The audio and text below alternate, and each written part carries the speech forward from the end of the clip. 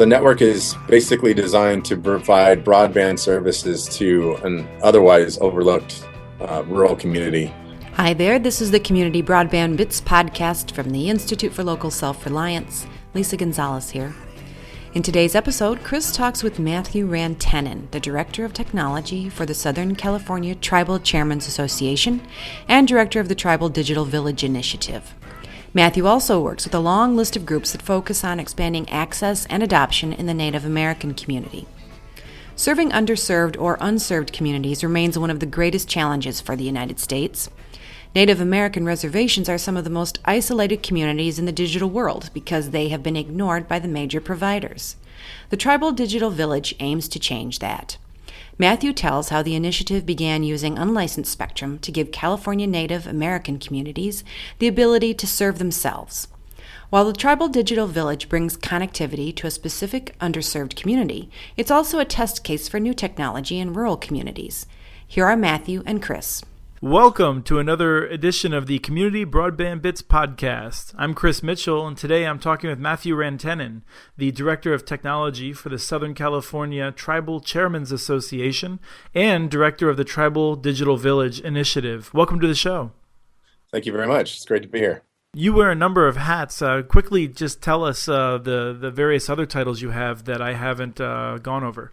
Just give you an overview. I'm on the Native Nations Broadband Task Force at the FCC. I'm on the Communications, Security, Reliability, and Interoperability Council at the FCC.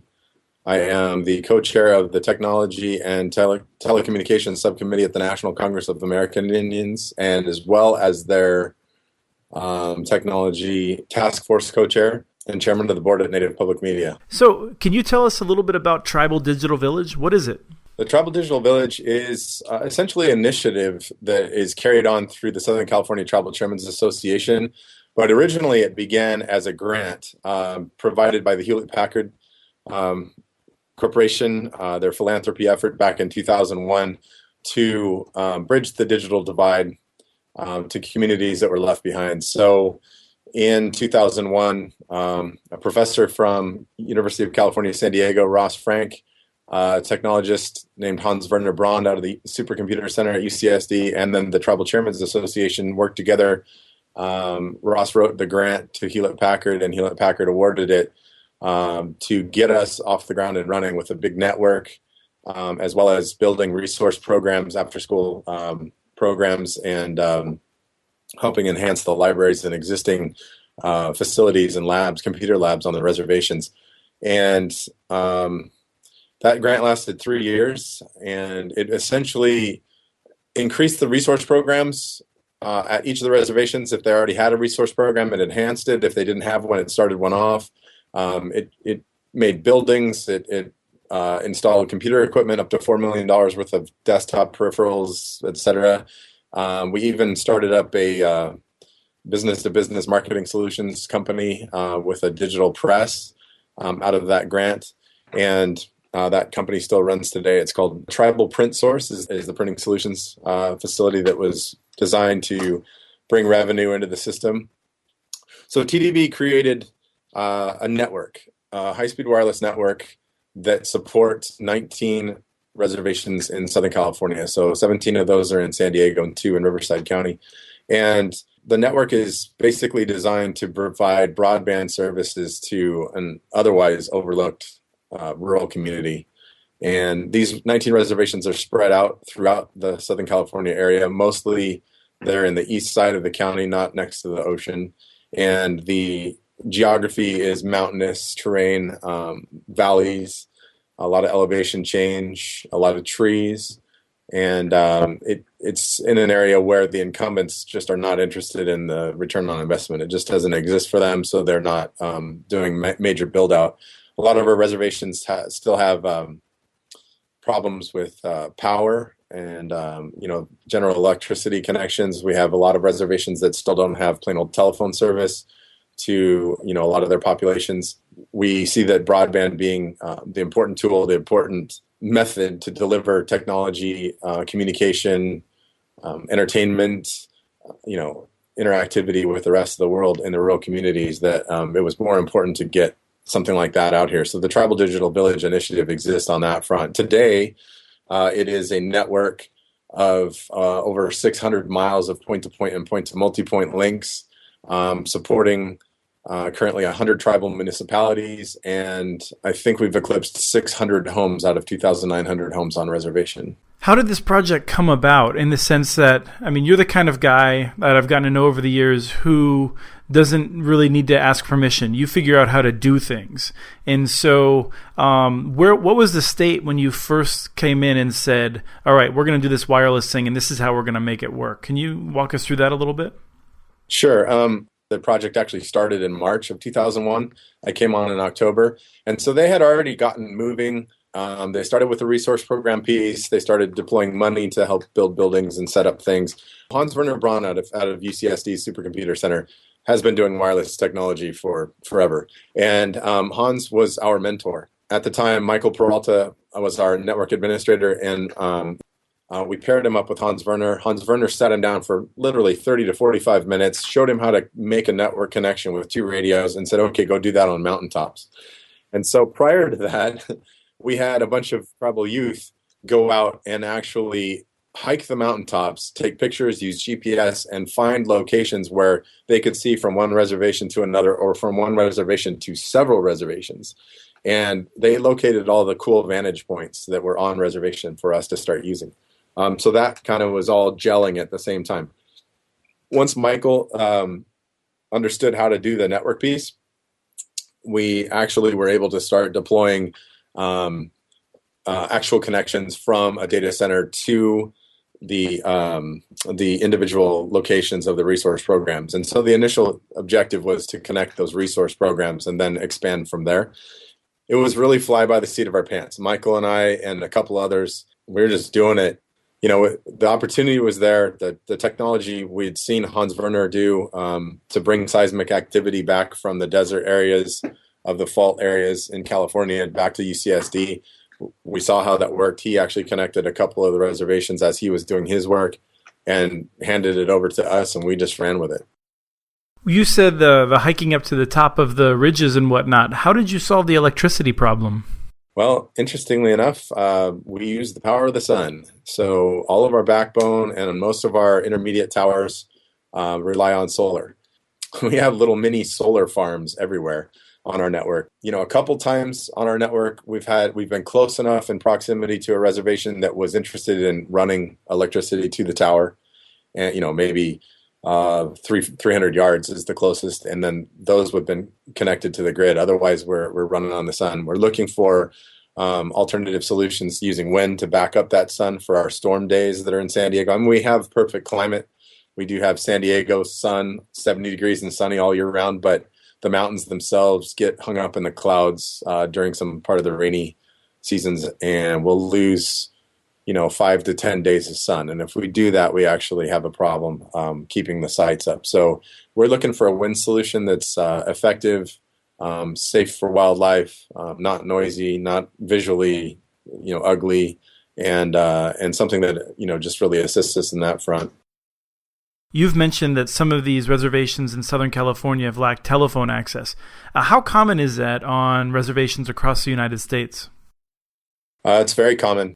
Less than 70% of tribal homes have access to plain old telephone service.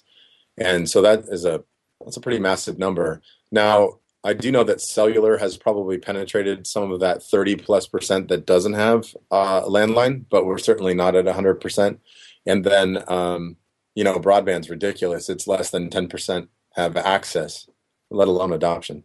And some of the stimulus projects are addressing that in just a few areas, which is helpful, I'm sure. But how replicable is what you've done? Not so much the solar and that approach, but in terms of just building a wireless network.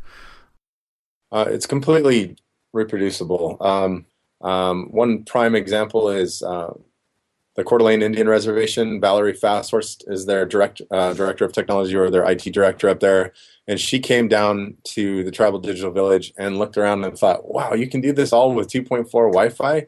What's 2.4 Wi-Fi? 2.4 gigahertz wireless is essentially the frequency or wavelength of the communications technology that is an actual unlicensed or license exempt spectrum that has been essentially allowed the American public to build their own wireless networks without registering them, essentially. So you didn't need permission, and Valerie wouldn't need permission to go back, Valerie Fast Horse. Right. So we didn't need permission to build this network. There are several, but not a lot, wireless spectrums that allow you to build networks without registration, and they were considered, I assume, exploration or development networks or hobby networks, if you will.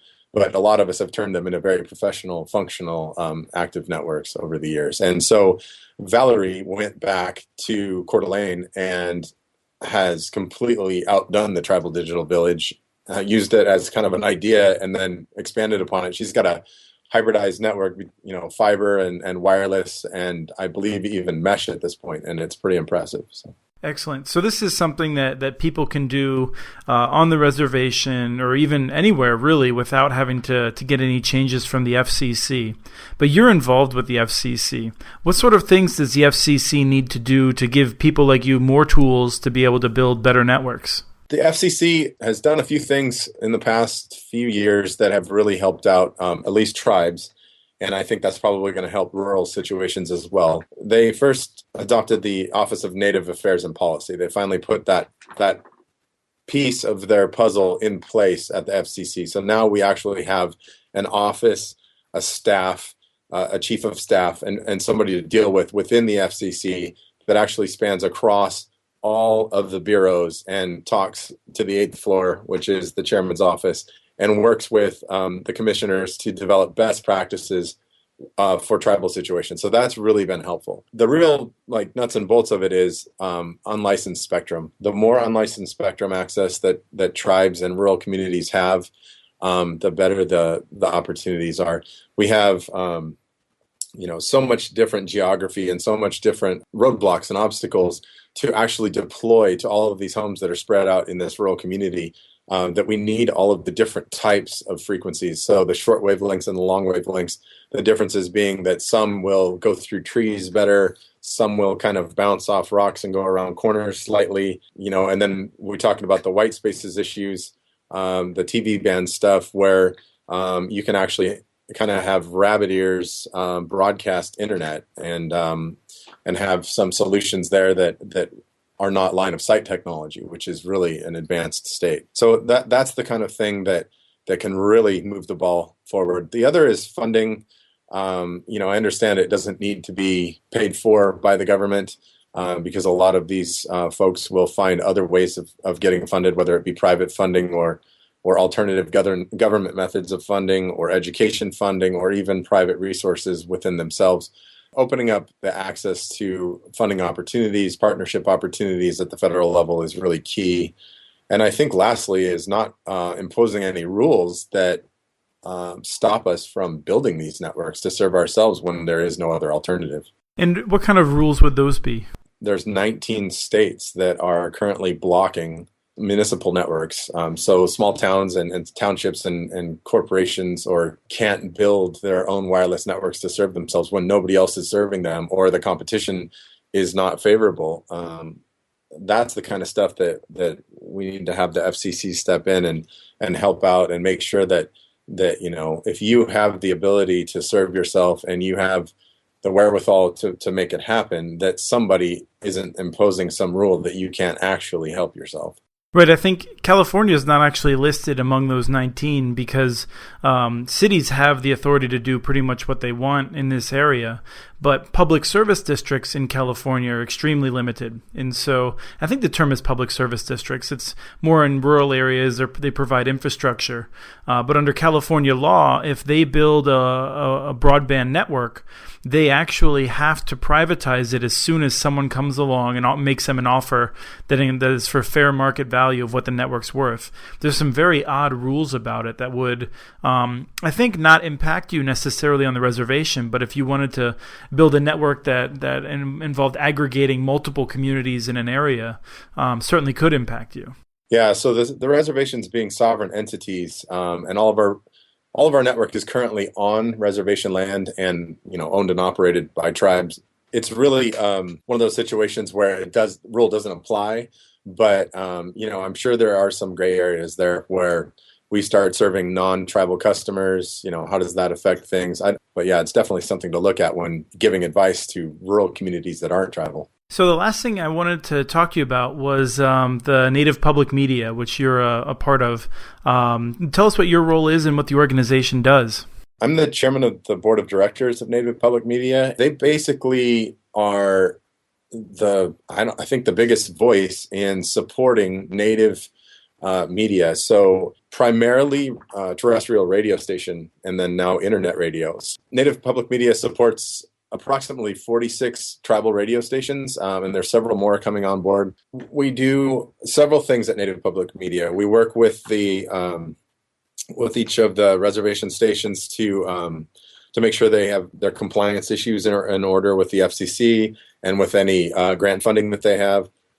We help them with accounting and auditing. We help them with station content and connecting to other organizations that provide content or create content. We also help direct them in creating their own content. We kind of organize, a way for them to communicate with each other, and also offer up a big resource page with nativepublicmedia.org.